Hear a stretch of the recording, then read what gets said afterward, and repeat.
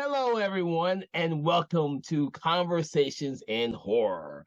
I'm your host, Kevin L. Powers, and I have a very special guest with me today. But before we get to that, I'd love to make sure that everyone knows of the film that we will be talking about today, which is John Carpenter's Vampires. And to speak enthusiastically and crazy about this movie, I have with me Sonya Thompson, who I am thankful to return to the show and return and allow me to drill her on this movie and tell all of us how much she loves vampire movies. So, Sonya, please let us all know a little bit about yourself before we get into this conversation.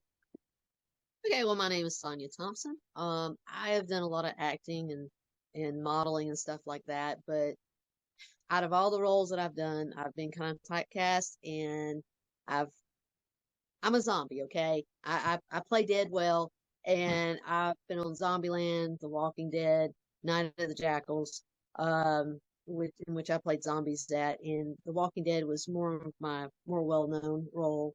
I was in season one, season two, and they used me as a promotional model for the show. And because of that promotional modeling gig I did, I am one of the most seen walkers for The Walking Dead in the world. So I'm not the most seen, but one of. And I'm proud of all the things that I've been able to be featured on.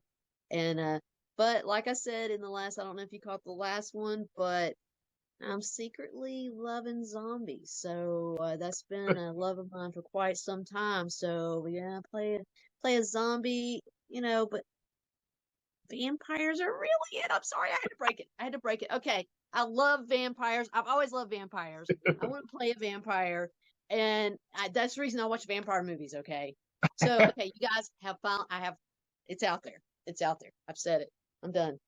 Which is quite funny considering that we have shot or there have been so many shoots of vampire films here in Georgia, and yet you haven't been able to get on one of them, but you've been typecast as zombies in like virtually every zombie show or movie there has been here.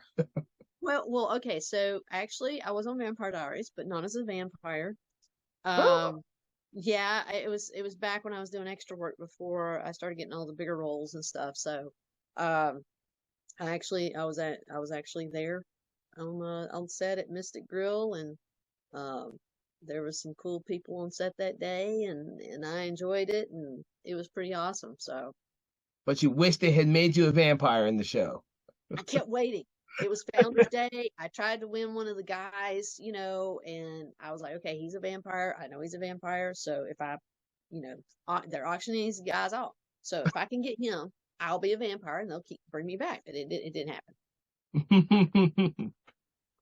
So, getting first to John Carpenter's Vampires, and for those of you who listening who are not aware, it is actually based on a book, which is one of the rare things with John Carpenter. He didn't really adapt many books in his career. The most famous, of course, being Stephen King's Christine. But other than that, he kind of stayed away from books and kept to a lot of more original stuff. But this is one of the rare ones. I have not read the book. I'm not sure if you have, Sonia, but I definitely have not read the book. Um, but I've heard there's a lot of changes made to it, which is probably why most people don't realize it's based on a book. uh, that being said, it's really about the movie Vampires is about, vampire hunters, vampires, and that's vampire hunters kicking ass and taking names, led by the excellent James Woods. But I'm hoping that you've all seen the movie before we have this talk because we're probably going to get into it and we're probably going to reveal lots of secrets and stuff. And that's just what the show is about. We're going to talk about everything we can about vampires for the short amount of time we have. So, what was your immediate, I guess, reactions to the film, Sonia? Well, I thought it was a unique film. It was more like it was documentary based, and I thought that was really cool in a way because it brought life to vampires. It gave them um you got to see the behind the door of the family of the vampires and what they were going through. And um I thought it was a really neat approach. It was totally different from anything I had watched before with vampires, and It was just a mixture of different vampires from different eras all living together, and it was really neat. Um, it was a neat concept. It really was to do it like a documentary, and it made it real. It made it feel like, okay, these vampires really exist in Belgium, and I just thought that was really cool. Nice. Like I want to bring up one of the things about the plot devices is that they are the vampire hunters are really religiously endowed. They're part of the church and they're sent out there to go kill these vampires. That's one aspect of the story. But the thing is, it's very shot like a Western. And if anyone knows a lot about John Carpenter, John Carpenter's always had this secret love of, well, I guess not so secret, love of Westerns. And Vampires is definitely his Western version of a vampire film. Sort of like Ghosts of Mars is his Western version of a sci-fi film. So I'm not sure if you cut or you saw some of those aspects on you, but that's one of the aspects I loved about the film. I mean, the first half of the film I thought was absolutely brilliant, but I also love James Woods, and he's a huge draw for me in this film. Oh yeah, I think James Wood brought it. I mean, he always brings in any role that he does. It's always he always puts his best foot forward, and I mean he makes it come alive. And that's what's so special about James. He really his roles really are um he I don't know, no matter what he does, he gives it his all, and it really makes it just really brings that character to life, and you're like, oh crap, man, so that's really neat. So but you're right, the beginning of it was pretty full force, and then Hmm. the toward the end of it was kind of lagged a little bit, and I was just like, okay, this is ever gonna get over with. So Well, the thing about it for me is James Woods is I've always loved James Woods since seeing him in Videodrome, which is one of my all-time favorite Cronenberg films. So I always saw him in this movie as like channeling that character in a Western film for John Carpenter.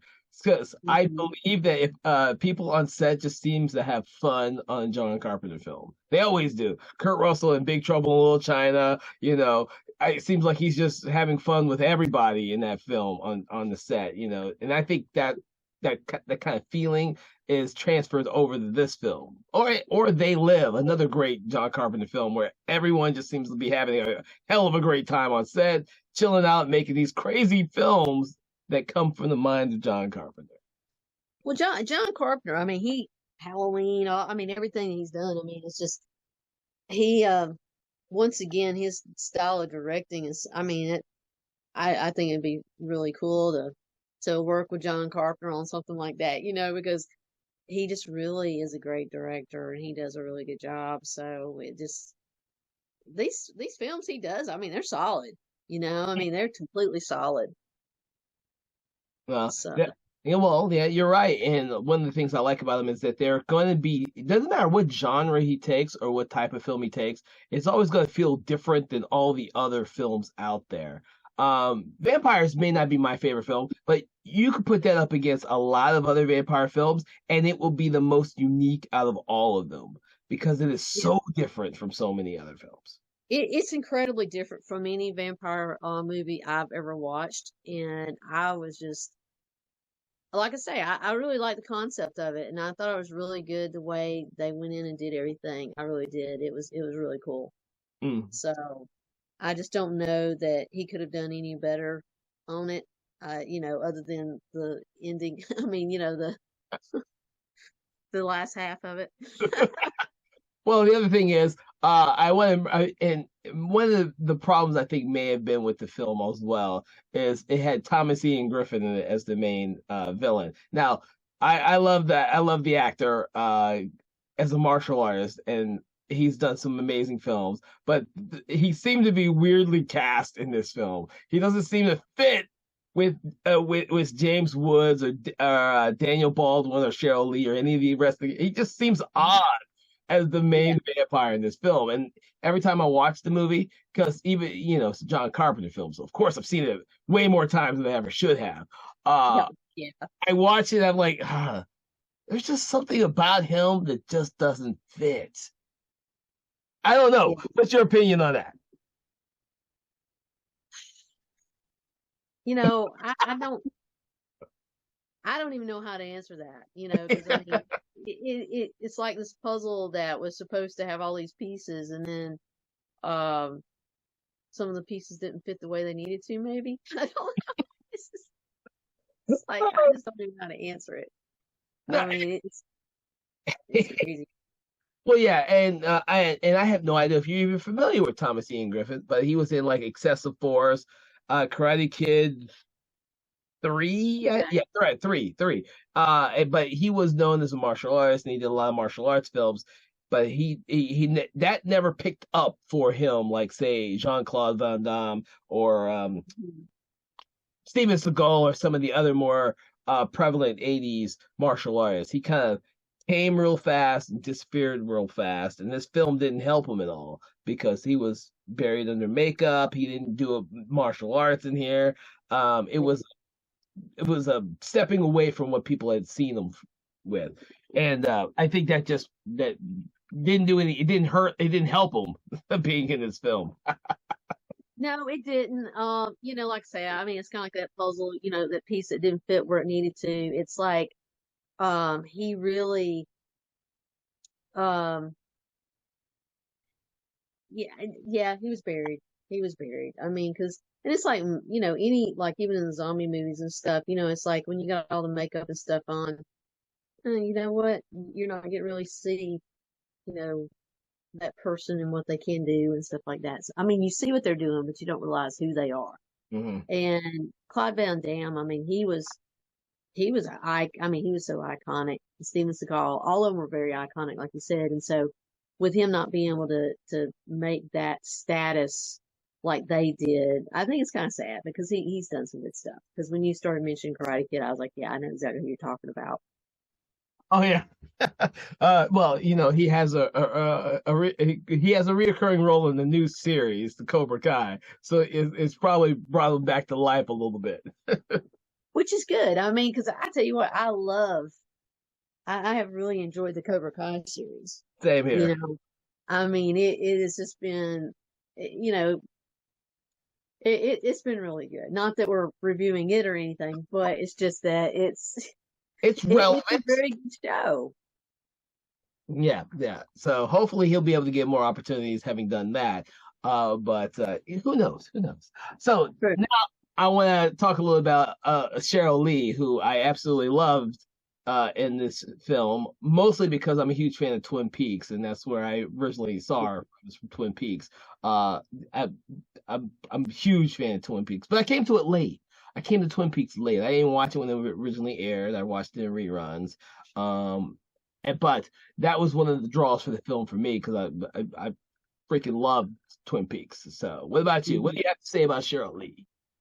Well, she did it. Her performance was good in it. I mean, she did a really great job, and I loved it from Twin Peaks as well. So that was a draw of mine when I saw that she was in it. Because see, I had never watched this movie until recently, and so what I just really thought she did a really good performance, and I don't know that anybody else could have done it as well as she did. I mean, yeah, I could think of a few here and there, but she really brought it to the screen like nobody else. That's interesting. I saw the movie when it originally came out at the theaters because I was a huge Carpenter fan, so I tried to watch all of his films at the theater when they came out. And I was a Thomas Ian Griffin fan and Cheryl Lee fan, so and James Wood fan. So of course I'm going to go see it at the movies. When did you see the movie? Uh, got it. Well, when I say recently, I mean it's probably been a few months ago. Oh But wow. yeah, I mean, because I was just like, I came across it and I was just like, dude, what is this? Oh, it's a vampire movie. I want to watch this. And I did. I liked the whole take of it. I liked the way they did it. The way they did it and stuff was really cool. The whole concept was really great. I just enjoyed it. I really did. Like I say that, but it got weak. So, so for me, this is interesting because I saw it when it originally came out. I have a different reaction to it than you would, and you just recently saw it. And did you know it was a John Carpenter film before you saw it, or is it just something that you watched blindly and then you came across and said, "Oh wait, this is directed by John Carpenter"?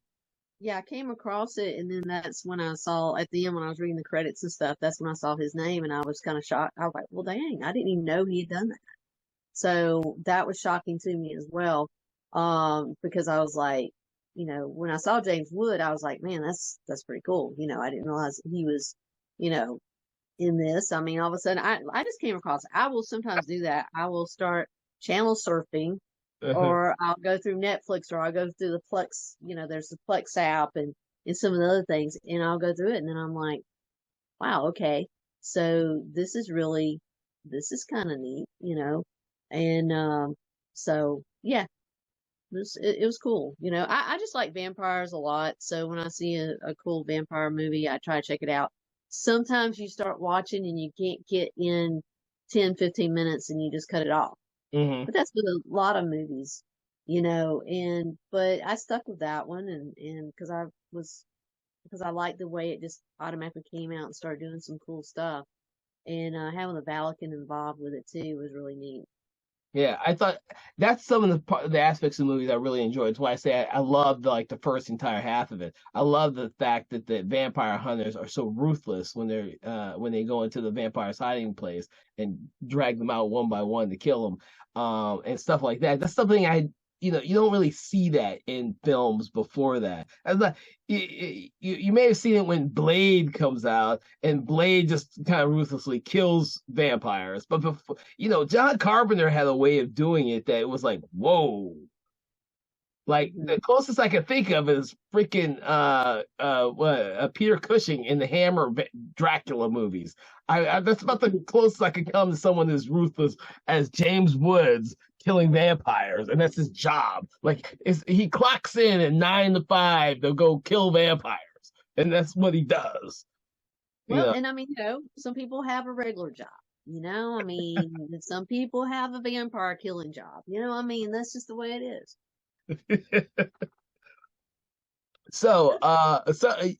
Speaking of vampires and them being some of your favorite films, what are some of your other favorite vampire films to tell everybody? Well, I mean, like I watched a interview with a vampire, and I've watched it a couple times, and it's still good, but it's so long. I think it could have been edited down and done a little bit different. But I like, I enjoyed that a lot, and they try. Recently they've got a show called, you know, that as well, and Interview with a Vampire, and I'm not quite sure how I feel about that. Um, so I mean, it's just I tried to watch The Queen. What is it, The Queen of the Damned or whatever. Damn, You yeah, the know, sequel. yeah, yeah, and but I don't know. Some movies I get into it a certain way, and then others I'm just like, okay, yeah, no, I can't watch this anymore. But the fact that John's movie captured me like it did Mhm. was really cool. Um, and there's another movie I just recently watched just like a week ago, and it's on Netflix, called Dracula Untold. And I think we're actually going to go in and do a review on that at some point. Um, so it was um, a very good twist on how Dracula became Dracula. Mhm. And I think all I want to say right now about that, since we're going to review that at another time. But I really liked it a lot.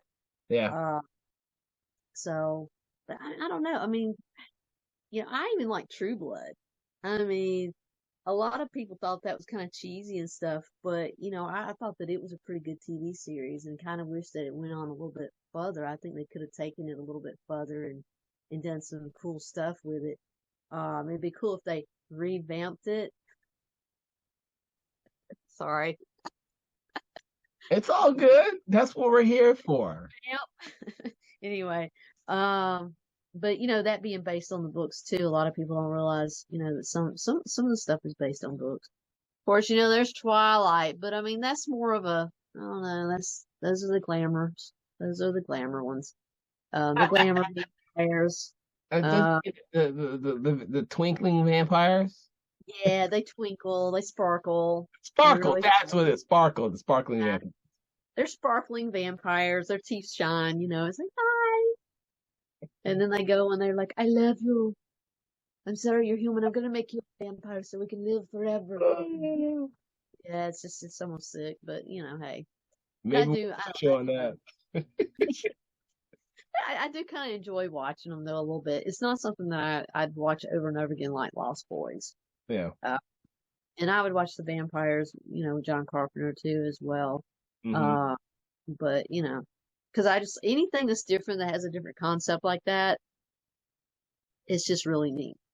It's really, really neat. But I didn't really think of it being kind of like a Western like you did though. So that's just but that is kind of cool to think of it that way, that it was shot that way.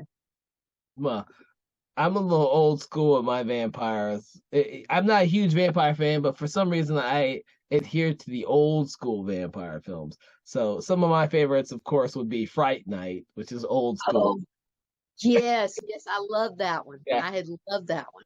Yeah. I love that one. And then of course there's Grace Jones and Vamp, so I love that one too. Yeah, that's pretty good. But there's very few of them. But like actually, lately I've liked several modern day version vampire films. Like you said, I actually really enjoyed Dracula Untold, which I wasn't expecting to. And I actually enjoyed Renfield. I thought Renfield was a great idea, and the way they attached or attacked the Dracula story from a different perspective. And even the Last Voyage of the Demeter, which came out this year as well, I actually enjoyed that version of Dracula. I have not seen that yet. I thought that was a very violent one. I actually liked that one because it took the story in a different way, and that maybe that's what I'm like on one hand I like this traditional freaking vampire that's way too traditional, and on the other hand I enjoy the ones that are really off, I guess, a little odd. Because as traditional vampires as they are in Vamp, they're not really as traditional because Grace Jones is in a strip bar. So I don't know if you've seen Vamp, but Grace Jones. Okay, Grace Jones. It's been a long time. It's been a long time, but I have seen it. I guess I got it bad because I saw that last year again. That's why he's come up right. Oh, I saw that. Yeah, I literally saw that again last year. I grew up with that movie. Must have seen that a billion times, just like I've seen Fright Night a billion times. Yeah. If John Carpenter's name wasn't attached to vampires, I probably would not have seen it as often as I have, or James Woods. But I have these moments where I want to just sit down and chill with the coolest movies that John Carpenter ever did, and Vampires always comes up in that list. Because of that first half and the fact that James Woods seems like he's chewing scenery, just like Rowdy Roddy Piper and Keith David and They Live.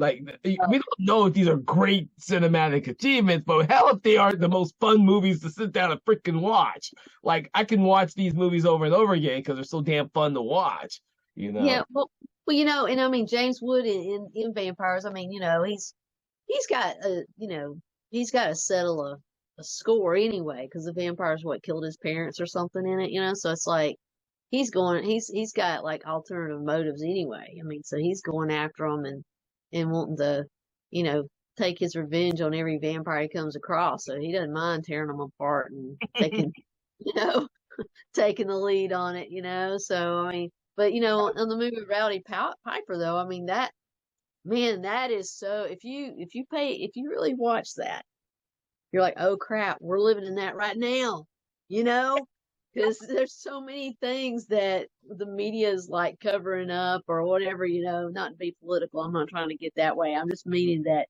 They Live. I mean, you put on these special glasses and you see all this stuff that everybody else seems to be blinded to, I mean, your eyes are open and it's like, God, man, so many people could open their eyes now and see what's going on around them. I know.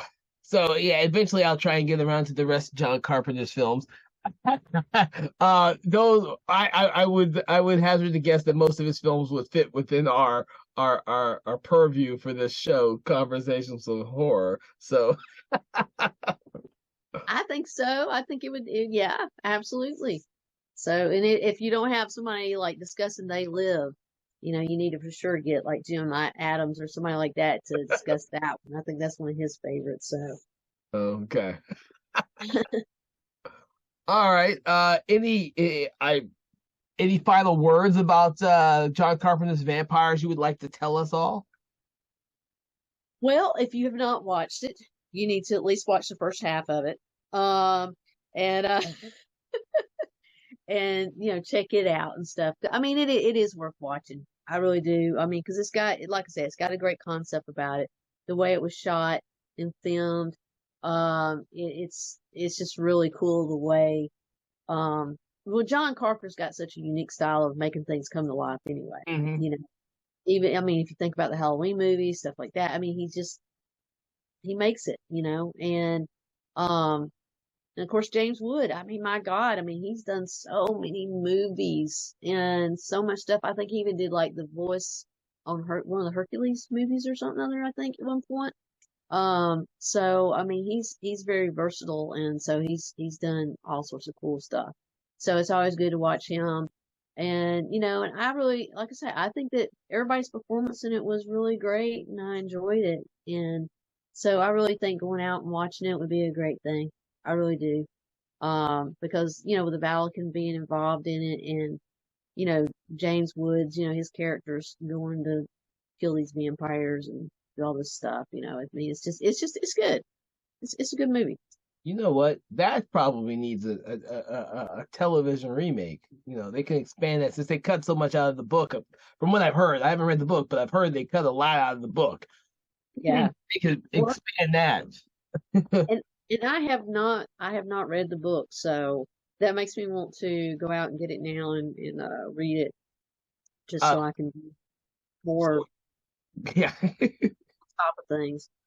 Well, when you look for the book, you have to look for the book that has vampires, but the S is like the dollar signal, insignia. That's the vampires you want to go for. That's the one in theory that the movie is based on, but I haven't read the book, so I probably need to go out there and read the book to figure it out myself. Yeah. But I'm sure when Carpenter had his hands on it, he decided to carpenter it up, which is why it's so much fun. Oh yeah, absolutely. And the dollar sign is probably, something to do with the Vatican, Yeah. just because, they have so much money. So where's it coming from? Yeah. So they probably robbed from the vampires to keep for themselves. So Oh my God, that would be awesome if that's the actual point, but let's not say that because the Vatican may have their spies on us listening to true. our conversation about John Carpenter's vampires. That's right. That's right. Well, I want to thank you for joining us for Conversations in Horror this time. You? We'll have you here again to speak about more films in the future. And for everyone listening out there, you should check out some more of our episodes from our show and also support us as much as you can. There's plenty of information out there about that. And I hope to see you all on our next show. Have a good evening. Conversations in Horror is a Broken Lighthouse Pictures production, produced by Kevin L. Powers, executive produced by Kelly A. Inoka, and originally filmed via Zoom technology. Conversations in Horror is hosted by Kevin L. Powers and co-hosted by various horror film lovers and filmmakers. To learn more about Mr. Powers, please make sure to check out his Patreon page and other social media platforms. Conversations in Horror is copyright 2024 Broken Lighthouse Pictures production.